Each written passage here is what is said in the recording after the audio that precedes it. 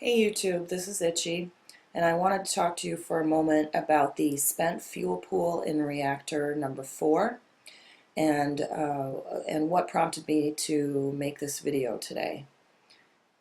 This is an actual Ustream video of what the inside of reactor 4 looked like prior to the Japan earthquake. It was undergoing maintenance, and let me just point out a couple things in this video. This is the reactor well. This is where the fuel rods go down into the pressure vessel.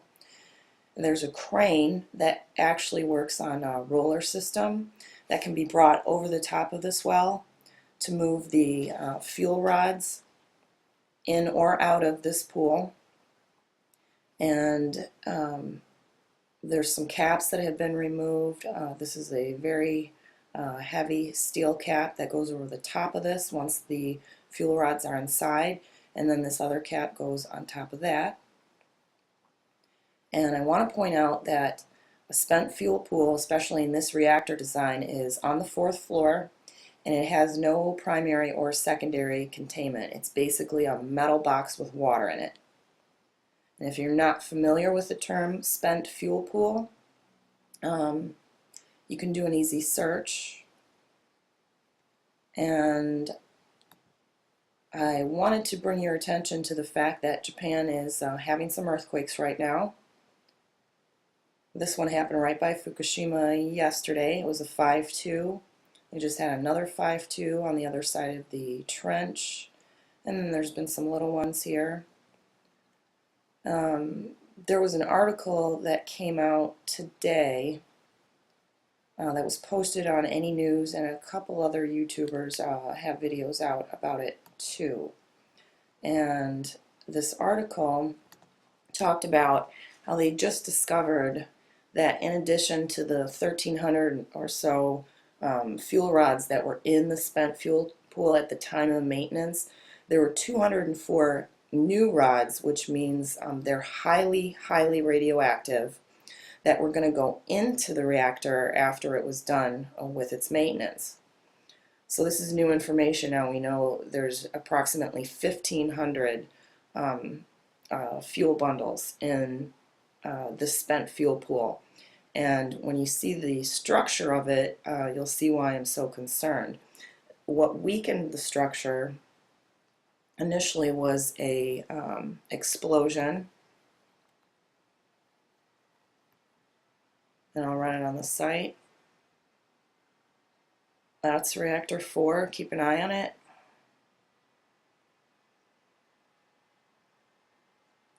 It was a hydrogen explosion.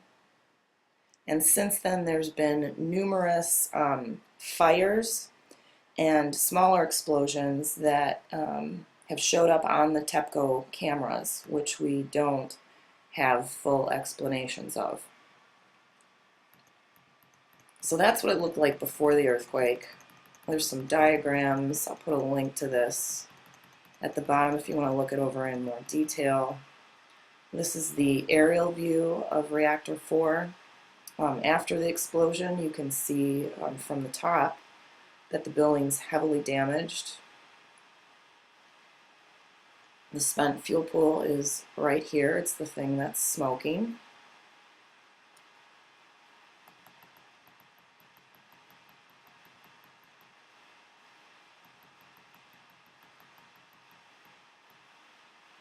That's reactor 3.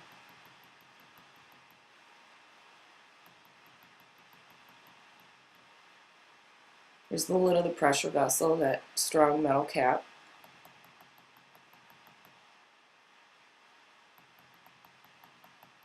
That's what a normal reactor well looks like inside from the top. There's some more schematics. And this is what Unit 4 looks like now. The structure is highly unstable, and TEPCO is supposed to be trying to shore it up somehow. All right, here's a real good view of it. The smoke is coming out of the spent fuel pool, and As you can see here, there's a huge hole blown out the side of it. I have read in the past that there were cracks and they had some difficulty maintaining the water levels in this fuel pool. But the really, really big danger is if Japan gets another big earthquake and this thing falls over. At that point, they would have to immediately evacuate Tokyo and probably much of the surrounding areas. And in about 3 days' time, depending on where the jet stream is, the radiation release from that would be hitting the west coast of Canada and the United States. Now, in this situation, I mean, this would be an absolute disastrous occurrence. And we would have to take really drastic precautions.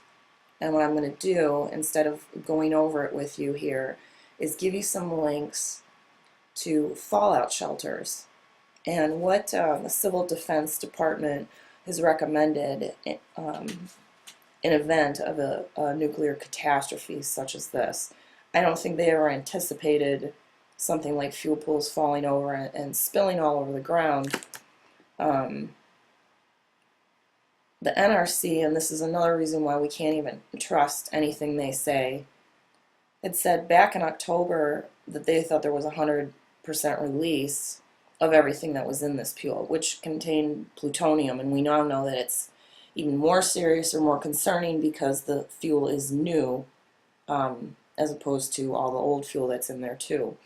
The NRC also said that there was a 50% release at the unit number 3 pool.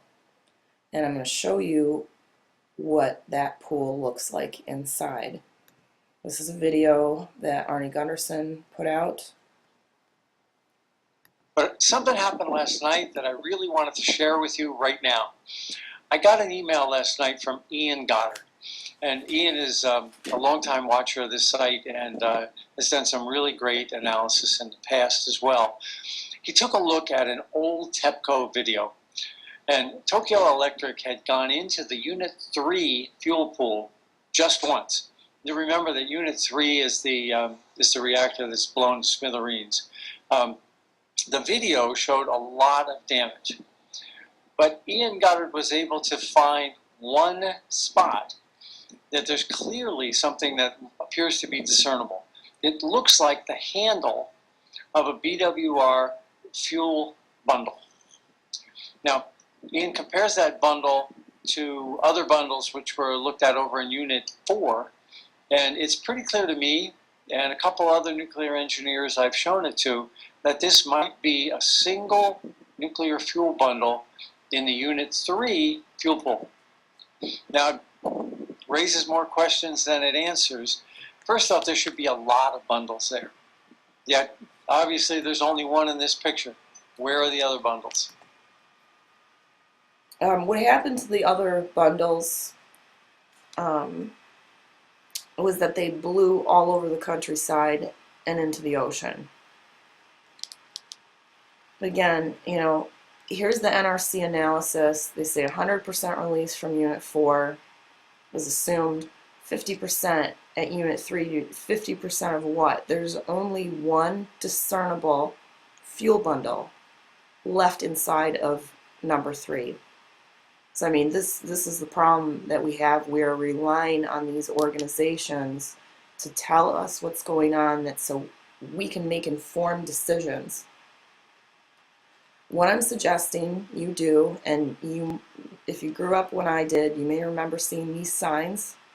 In fact, there's still a few of them around town. There's one at the post office that indicates there's a fallout shelter that you could go to where you would receive less radiation than if you were in a structure that wasn't made of brick or had a rock facade that would protect you in terms of a huge exposure that would be coming over.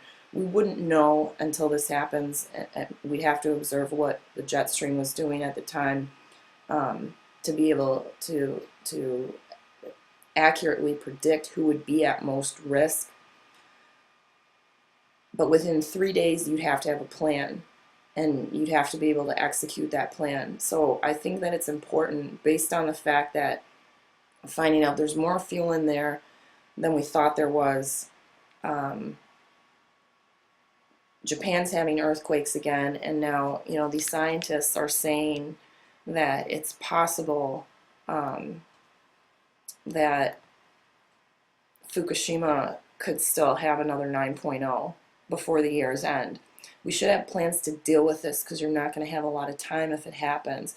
And you should have enough supplies, non-perishable food items, and water to last you for 2 weeks, possibly longer.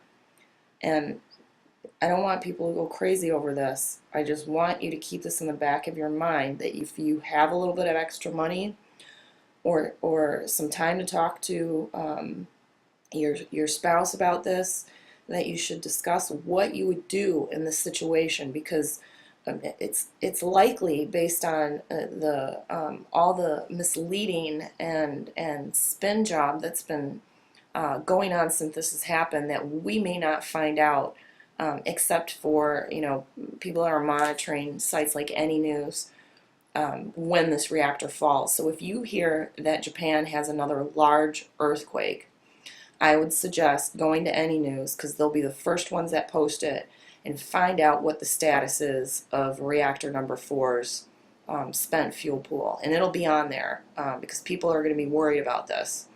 And if it did tip over, if it did fall on the ground, if something happened to the structure, you should be planning on the West Coast to be able to shelter for 3 days. And that means, you know, nobody's going to school and nobody's going to work. And, you know, this is precautionary. This is extremely important for people who are pregnant or have young children. And so I just want you to talk about it and be prepared. Okay? Everyone have a good Sunday morning. Be safe.